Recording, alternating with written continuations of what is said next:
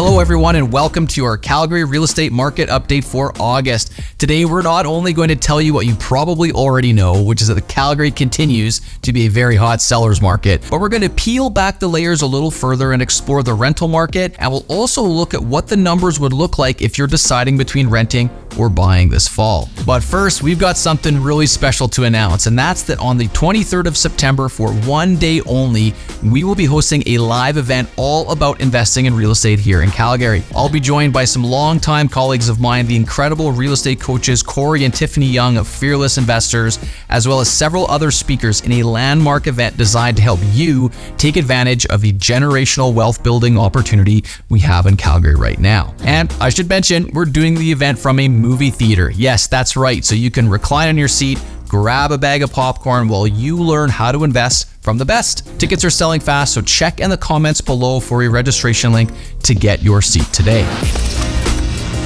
Okay, so why would you want to learn about investing in real estate? Well, simply because the Calgary market continues to build wealth for all that own property here.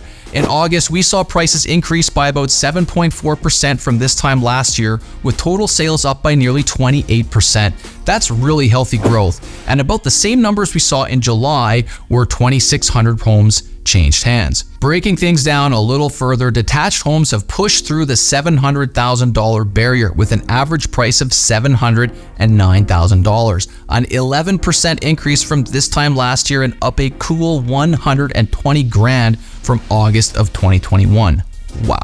Semi-detached properties grew at about the same rate, 11%, and now sit at an average price of $580,000, which is basically the same price as detached homes from 2 years ago, which is also kind of a crazy thing to behold within our market. But that's not all. The row townhouse market is also making huge gains, up 22%, twice the rate of growth as the freehold segments, to sit at $419,000. I've long felt that the row townhouse segment was really great value here in Calgary, and the word is getting out because we're starting to see that sector catch up to attached pricing.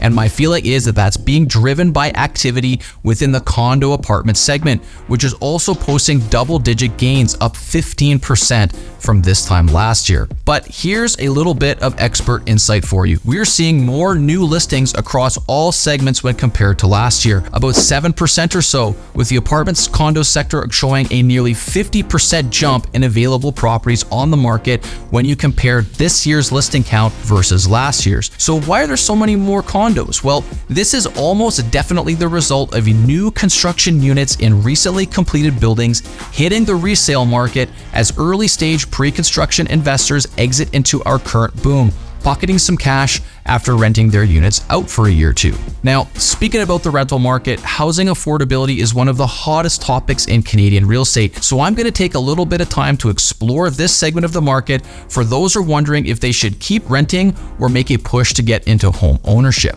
Now, before I dive in, I should note that the statistics I'm referring to here are from a private company, rentfaster.ca, and they're asking rents, so they aren't based on actual leases. Now, you might not know this, but we also run a property management company here at Redline Real Estate. And since we look after hundreds of properties around the city, we know that the asking rents are essentially the same as lease rents right now. And most of the trends I'll discuss next are substantiated by our own experience within the marketplace. So if you wanted to rent out a property in Calgary, you would be looking at approximately $2,000 for a one-bedroom condo, $2,500 for a two-bedroom, and $3,000 for a three-bedroom house. If you're into suited properties, main floors are commanding just under $2,300 a month in August, and basements are fetching just over $1,600 per month right now. All of these rents are up significantly compared to last year, on average about $400 more in 2023 than we saw in 2022.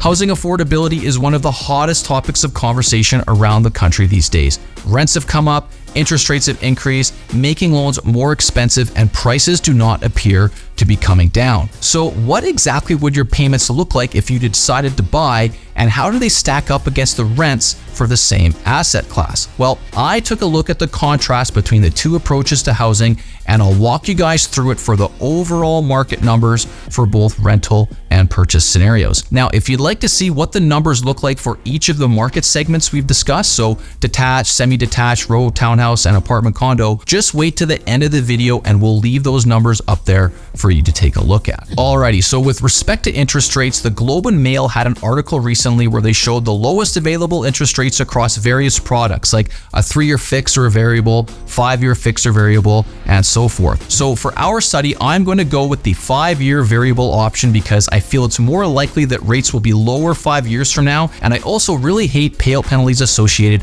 with fixed rate loans. But anyways, our rate for this study will be 5.25%, and we'll use an amortization length of 30 years. So using an average Calgary sale price in August of $525,000, we're going to run 2 sets of numbers. The first one for first-time home buyer using only 5% down, and a second scenario at 20% down, which would be the lowest you could use if you were investing in real estate or if you just wanted to avoid expensive CMHC insurance premiums, which are getting pretty hefty as loan prices go up more and more each year. Okay, so a 5% down payment on a $525,000 property would be $26,250, and your monthly payment would be just over $2,700 a month. At 20% down, you'd need $105,000 in cash, and your payment would be $2,300. Both of these numbers are very close to the average rent rate in Calgary right now, which is $2,368. So we're pretty darn close when you look at renting versus buying, but indeed all of them are quite expensive when compared to just a few years ago.